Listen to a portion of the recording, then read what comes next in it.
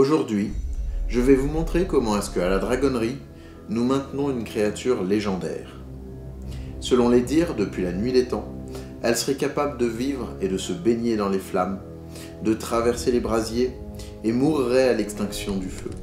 Elle est présente dans de nombreux textes de fiction, mais aussi scientifiques, comme Pline l'Ancien qui disait que la température de son corps était tellement froide qu'elle pourrait éteindre le feu. Dans Cyrano de Bergerac, elle est décrite comme vivant sous les volcans, capable de cracher de l'acide et transpirerait de l'huile bouillante. Une fois morte et accrochée à une cheminée, elle ferait bouillir et rôtir tout ce qui s'en approcherait, et ses yeux illumineraient l'obscurité telle des lampes éternelles. Elle deviendra l'emblème de François Ier et sera aussi présente sur les armoiries de plusieurs nobles et villes actuelles. Aujourd'hui, nous allons parler de la salamandre.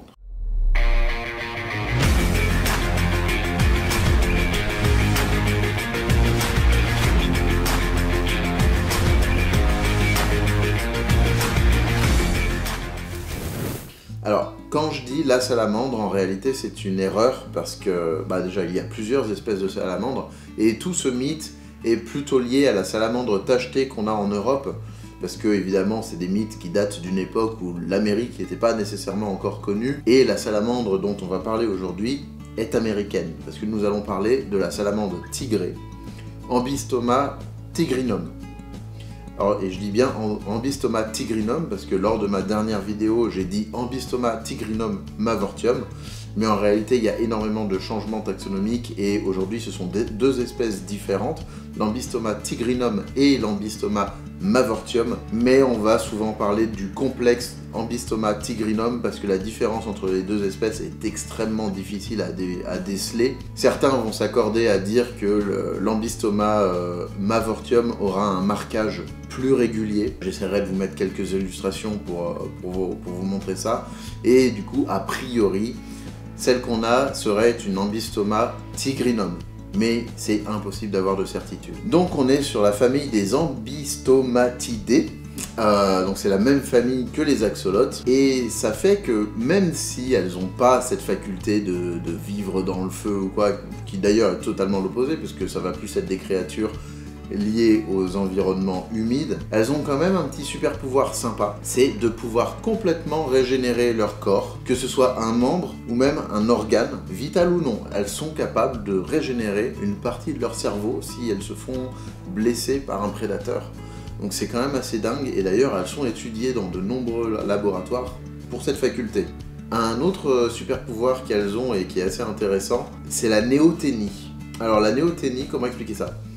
Typiquement, c'est le cas des axolotes. C'est-à-dire que l'axolote, comme vous le voyez en tant qu'adulte, en réalité, il est toujours à la forme larvaire de la salamandre. La salamandre juvénile, à l'état de larve, on va parler de larve, va posséder justement des branchies pour respirer sous l'eau. Et le passage adulte va être symbolisé notamment par la perte de ces branchies, puis c'est les poumons qui vont prendre le relais.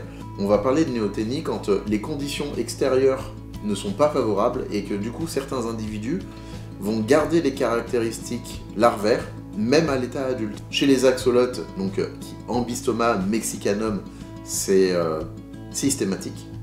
L'espèce a évolué comme ça.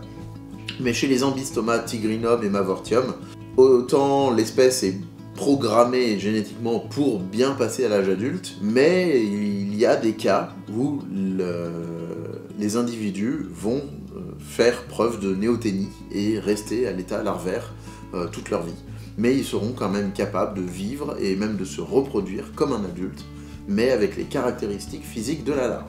D'un point de vue menace, l'espèce n'est pas du tout en voie de disparition, les populations sont assez vastes et stables, donc il n'y a pas de statut de protection pour ces espèces, mais c'est quand même des espèces qui, comme n'importe quel amphibien, autant aux États-Unis qu'en France, sont soumises aux mêmes menaces. C'est l'écrasement sur la route, il y en a énormément, la disparition des habitats, et puis tout ce qui est maladies et prédateurs exogènes qu'on retrouve de plus en plus et qui sont assez graves. Donc la répartition elle est nord-américaine, principalement l'est des États-Unis, mais qui déborde un petit peu sur le sud du Canada et le nord du Mexique. Et en termes d'altitude d'ailleurs, c'est assez intéressant parce qu'on peut la trouver jusqu'à 3600 mètres d'altitude. À l'âge adulte, la tigrinum fait jusqu'à 20-25 cm, mais ont tendance à être un peu plus petite en captivité, mais à facilement être obèse. La Mavortium deviendra un peu plus grande, elle peut faire jusqu'à 30 cm. Comme dimorphisme sexuel, on aura tendance à voir que les mâles sont plus grands, vont avoir une queue avec une tranche plus aplatie que les femelles et plus allongée. Ces salamandres ont une poche à venin qui va sécréter un genre de liquide visqueux un peu toxique, complètement inoffensif pour l'homme, mais qui suffit à dissuader les prédateurs. Et les biotopes dans lesquels on va pouvoir retrouver ces espèces, ces salamandres, c'est très vaste, hein, au même titre que leur aire de répartition. On va pouvoir les trouver dans les forêts tempérées, dans les prairies, les mares, les marais. Maintenant, ce que je vais vous proposer, c'est tout simplement de changer de pièce pour aller dans la pièce animale et faire son bac. Donc, pour commencer, vu que nous avons un spécimen qui est jeune, il a 8 ou 9 mois, pas plus, il va encore beaucoup grandir, on va commencer par lui faire un bac de croissance, donc pas à taille définitive, on se retrouvera dans quelques mois pour lui faire un bac définitif. Pour ce bac de croissance, on ne va pas commencer par prendre un terrarium en fait. Le terrarium, la plupart des éleveurs d'Ambystoma vont s'accorder à dire que c'est trop aéré, donc ils vont recommander un aquarium ou une caisse à la limite, voire un bac. L'idée, ça sera d'avoir juste un bac bien grillagé sur le dessus, mais de ne pas avoir d'aération basse. Donc nous, vu que c'est qu'un simple bac de croissance, nous allons commencer par un bac plastique. Donc la première étape de ce bac, ça sera de mettre du substrat. Donc le meilleur substrat pour une salamandre qui appréciera de pouvoir creuser et d'avoir un substrat qui retient bien la fraîcheur et un peu l'humidité, ça sera la coco. Donc vous connaissez le principe, vous prenez votre brique, vous remplissez un seau d'eau, vous balancez la brique dedans et vous avez votre substrat de coco. Voilà, donc le substrat de coco, on va en mettre une bonne couche. Hop. Voilà. Tac. On va bien répartir. Hop. Bon, j'aurais même pu presque mettre une brique supplémentaire, mais pour l'instant ça ira. On complétera plus tard. Et la deuxième partie, qui est un petit peu piège, c'est le bac d'eau. Sur une salamandre, on aura tendance de mettre un gros bac d'eau, la moitié du bac. Mais en réalité, il faut bien se rappeler que c'est une salamandre terrestre. Donc il ne faut pas que le bac d'eau dépasse un tiers du bac. Je vais chercher le bac d'eau, j'en reviens. Voilà le bac d'eau. On va l'enterrer en partie, hop, voilà, pour faciliter l'accès dans le bac d'eau à la salamandre. Voilà, hop. On va bien cimenter, faire attention, voilà. Surtout qu'elle aura souvent tendance à aller mettre de la terre dans le bac d'eau en fait. Voilà, tac. Donc c'est bien stabilisé, voilà. Hop, hein.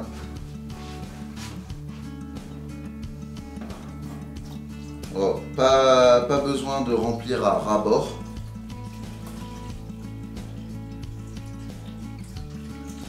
Là j'ai la moitié du niveau à peu près. Ça ira très bien comme ça. Et pour éviter tout risque de noyade, on va mettre quelques rochers dans le bac d'eau. Voilà. Donc des petites pierres qui vont simplement faire office, qui vont venir jusqu'à la surface de l'eau. Bon, celle-là est un petit peu plus basse, mais ça suffit encore. Voilà. Hop.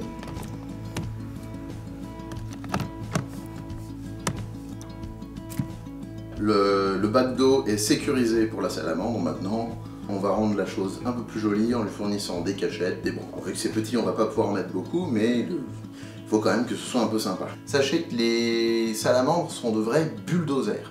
Si vous mettez des vraies plantes, elles survivront pas. Juste pas du tout. Voilà. Donc, on va commencer par aménager le petit bout de liège. Ce qui plaira à la salamandre, ça sera de pouvoir couvrir un petit peu le bac d'eau avec le liège, pour qu'elle puisse se cacher même si elle décide de prendre un bain. Donc on va placer le bout de liège qui recouvre à peu près à 50%. Même ouais, un quart ça suffit encore, le bac d'eau. Voilà. Elle saura qu'elle peut se mettre dessous, ça la rassurera. Ensuite, les branches. Donc.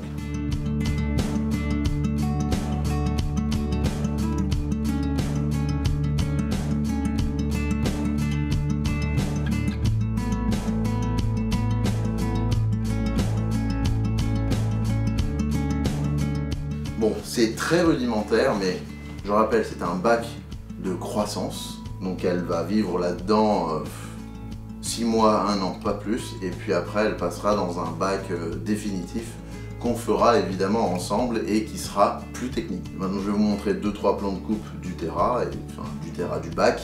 Et puis on va passer au relâché de salamandre.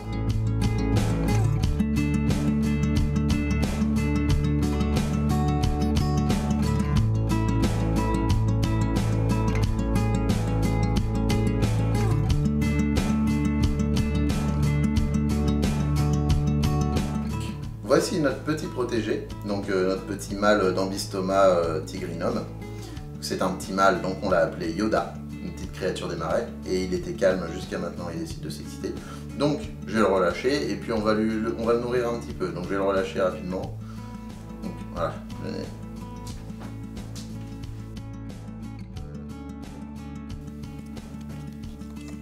bon, maintenant qu'elle est installée, on va lui proposer un petit repas histoire de vous montrer.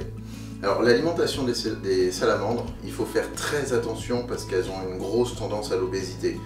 Donc déjà, une salamandre adulte, c'est maximum 2 repas par semaine, 5-6 blattes, pas plus. Alors je dis les blattes, les aliments trop chitineux, il faut absolument oublier. Tout ce qui est blattes d'ubia, criquet, verre de farine, vous le bannissez de l'alimentation. Sinon, vous risquez la mort de l'animal, hein, purement et simplement. Donc vous pouvez vous contenter du trio gagnant blattes, grillons et vers de terre. De temps en temps, vous pouvez donner un petit peu de cœur de bœuf, par exemple, pour diversifier, ça peut être intéressant. Voilà. Donc là, aujourd'hui, on va lui proposer des blattes. Donc j'ai prévu quelques blattes, mais je vais passer de l'autre côté de la caméra pour vous filmer du coup le nourrissage. Voilà.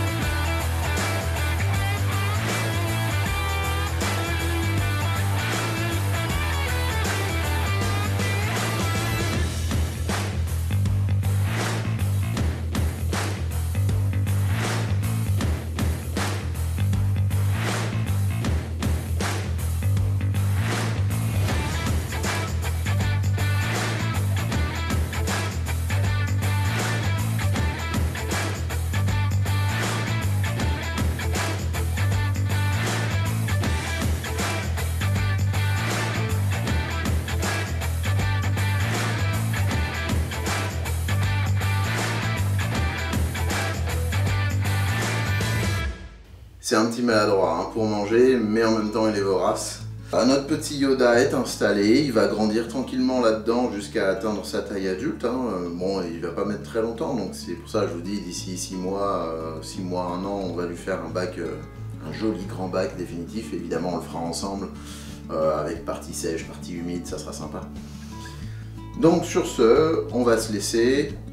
N'oubliez pas de vous abonner si vous ne l'êtes pas encore pour ne pas louper la suite. Un petit pouce bleu si vous avez aimé la vidéo et un petit partage, ça soutiendra la chaîne. On se retrouve les mardis et les jeudis soirs en live sur la chaîne Twitch et sur TikTok pour les futurs lives qui vont arriver pour discuter d'animaux et autre chose, hein, juste passer du temps ensemble. Voilà, donc on se dit à la prochaine vidéo. Bye!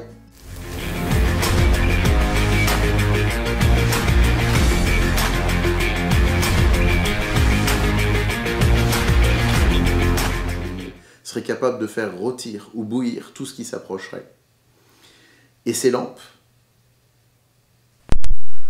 Elle serait capable de vivre et de se maintenir, de traverser les brasiers, ou